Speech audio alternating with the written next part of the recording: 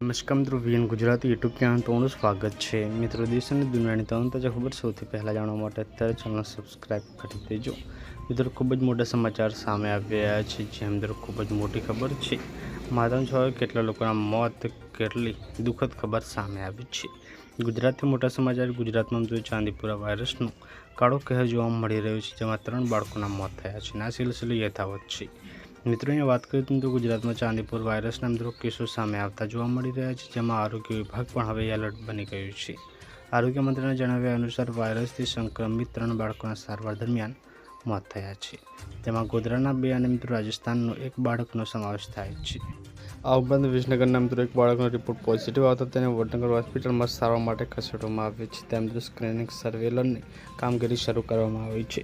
તો ખૂબ જ મોટી ખબર સામે આવી રહી છે કે મિત્રો હાલમાં ગુજરાતમાં ચાંદીપુરા વાયરસનો કહેર જોવા મળી રહ્યો છે।